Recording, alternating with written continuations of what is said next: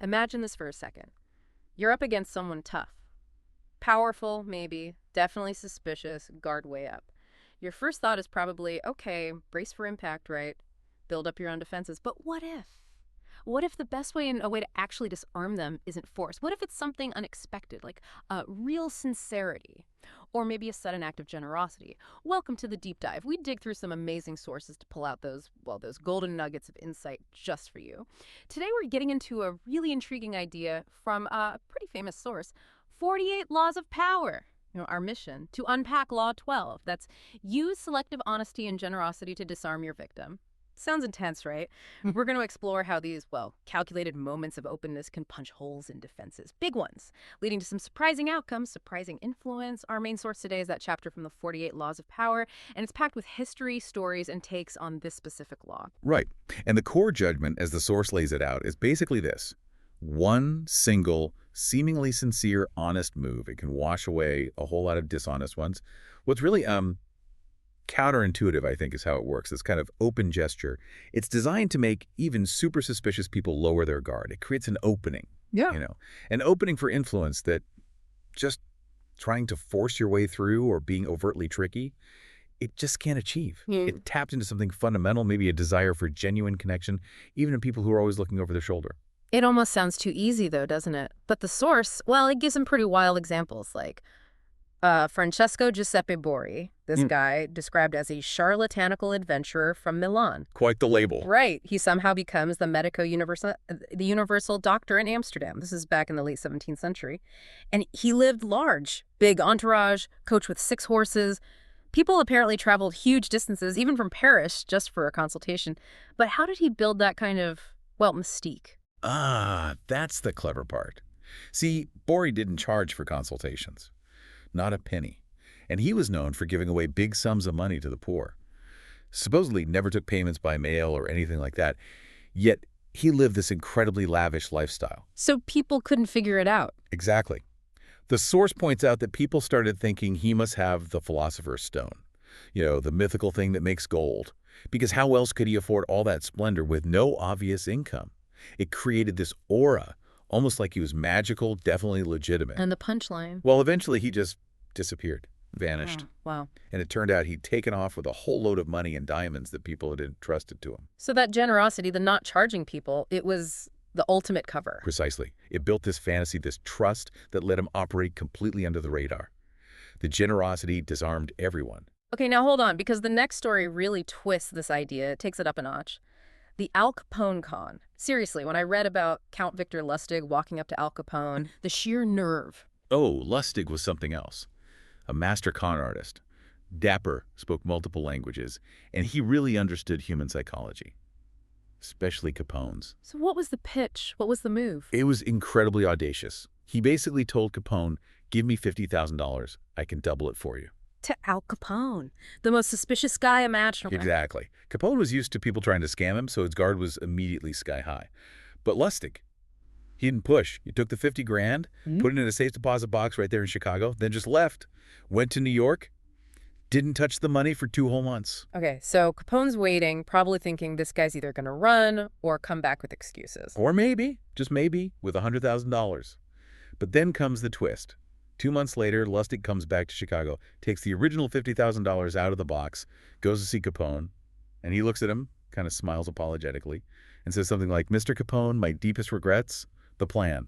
Well, it failed. I failed. And then he puts the entire $50,000 back on Capone's desk, every single cent. Wow, just gives it back. Exactly, to the penny. Yeah. Capone was stunned, completely thrown. Because he expected either double the money or nothing at all, right? Right, not his original stake back, perfectly intact. Lustig's move just shattered Capone's whole frame of reference, his constant distrust. It forced his brain, to deal with these conflicting things. Expected scam versus undeniable honesty right in front of him. A moment of confusion. That's the key. That's where the vulnerability comes in. That's where influence finds an opening. It's way more powerful than just arguing or fighting. So Lustig starts to leave, looking all dejected. And Capone, totally bewildered, finally blurts out, my God, you're honest. Unbelievable. And then the masterstroke. Capone, feeling almost sorry for him, gives Lustig $5,000. Here, he says, this is to help you along, because Lustig seemed, on the spot. And that $5,000, that was Lustig's goal the entire time. Bingo. He just played Capone Yeah. perfectly. Disarmed one of the most dangerous, suspicious men in America with a single act of, well, selective honesty. It's incredible. A masterclass. It really is. Yeah. And the source connects this back to a core idea. The essence of deception is often distraction. But acts of kindness or generosity or honesty like Lustig's, they aren't just simple distractions. It's more like an active reframing. How so? Well, by doing something genuinely honest, especially when it's unexpected, you instantly shift how the other person sees you. You go from maybe a threat or just neutral to someone potentially trustworthy. And then, weirdly, they almost start looking for ways to confirm that new perception, even if it goes against their usual instincts. That makes sense. It reminds me of older ideas, too. The source mentions an ancient Chinese concept, giving before you take. Exactly. The giving part basically hides the taking part. It plays on basic human psychology, doesn't it? Like the reciprocity thing. If someone gives you something you feel you kind of owe them. Precisely. Even if owing them just means lowering your guard a little bit, trusting them more than you otherwise would, it's often subconscious. And this is apparently most powerful in a first encounter. That initial impression of honesty, it sticks. It's hard to shake later on. Gives you, as the source says, room to maneuver. And we see this go wrong, disastrously wrong, for someone else known for being distrustful. No. Jay Gould. He was a huge multimillionaire, right? Known for being ruthless, deceptive, a bit like Capone in that way. Very much so. And in the late 1860s, Gould was in deep trouble. There were these phony, eerie railroad stock certificates floating around, and it threatened to cost him a fortune. So he's in crisis mode. Paranoid, probably. What made him vulnerable? He should have seen it coming. Well, into this mess steps a guy calling himself Lord John Gordon. Gordon. Quite a name. Sounds trustworthy. Right. And Gordon performs this initial act of apparent honesty. He hires handwriting experts, pays them himself, to prove that it was actually Erie executives, not Gould, behind the phony stock. Oh, so he helps Gould out big time. Exactly. Earns Gould's immense gratitude. And Gould, despite his reputation, despite probably knowing better deep down, Yeah. he was so taken by this seemingly selfless act of support. It just bypassed all his usual defenses. And let me guess. It didn't end well for Gould. Not at all. Gould was so blinded by that first honest act, he went into partnership with Gordon, trusted him completely. Oh, no. Gordon then promptly dumped all his stock, tanking of the price, and vanished. Cost Gould millions. And Lord John Gordon wasn't his real name, was it? Nope.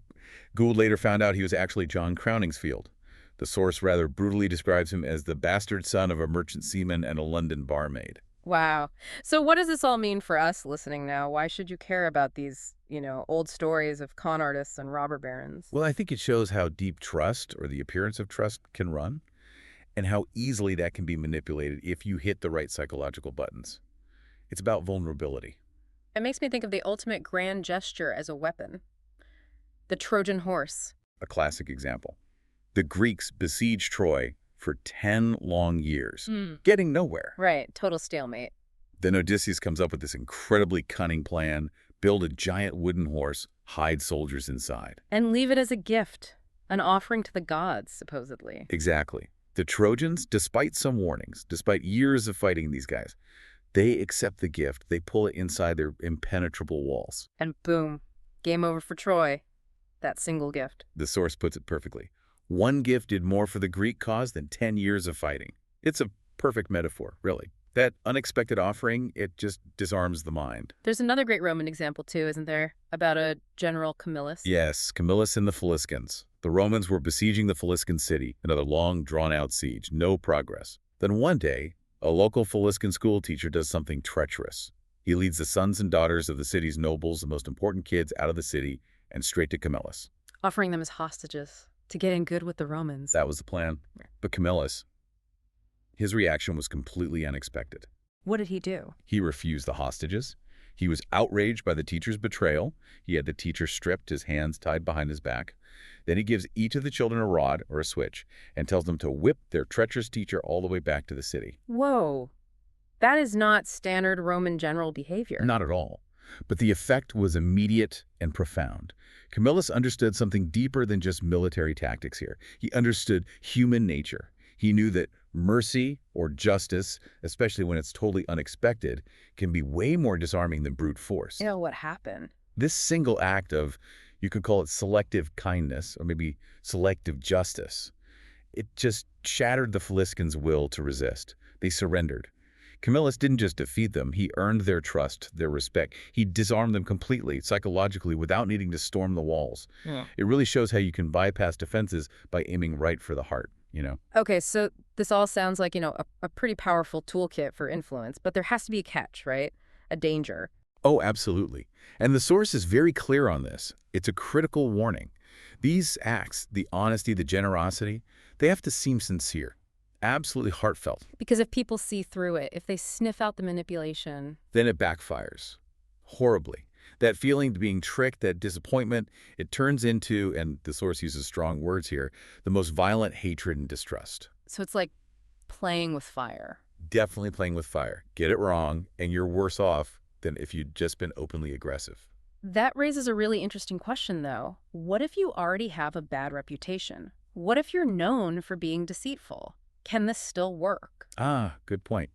And the source addresses this directly with what it calls the reversal principle. Basically, if everyone already thinks you're a liar or a cheat, then suddenly acting honest. That just looks suspicious, like, okay, what's the real angle here? Right, it doesn't fit the pattern. Exactly.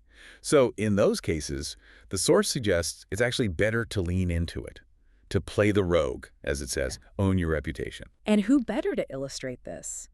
Count Lustig again, the guy who conned Capone. He apparently pulled off an even more legendary scam involving the Eiffel Tower. He did. It's almost unbelievable.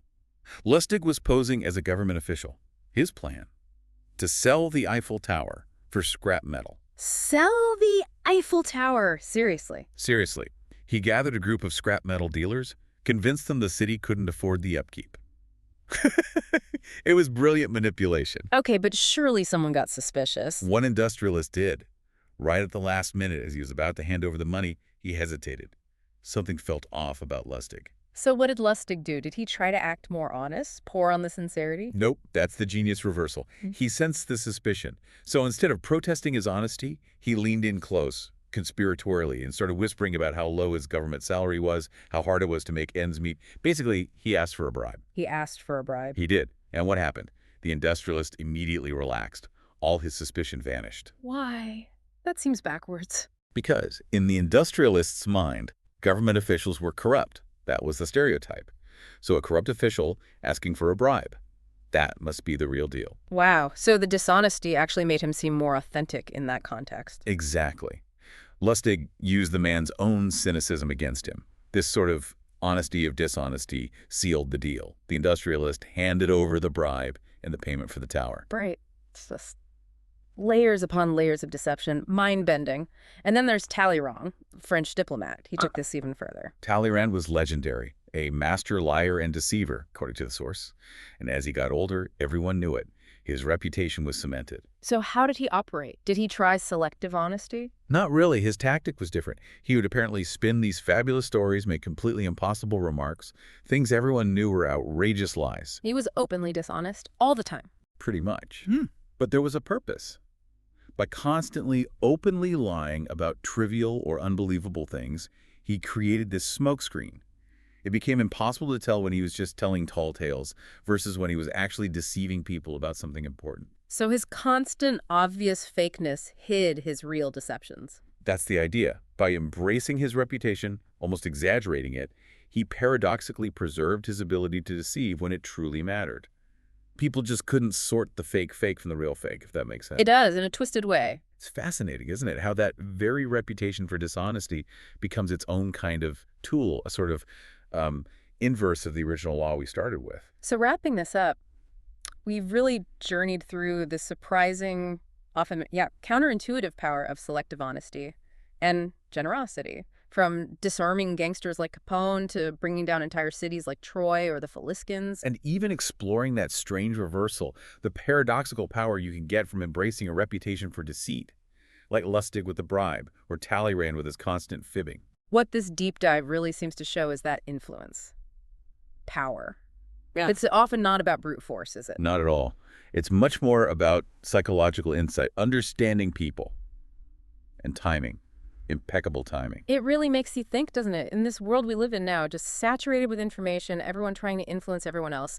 What's the real impact, the true cost, or maybe the benefit of wielding power in these subtle, unexpected ways, hitting those psychological triggers instead of using force? Something to ponder.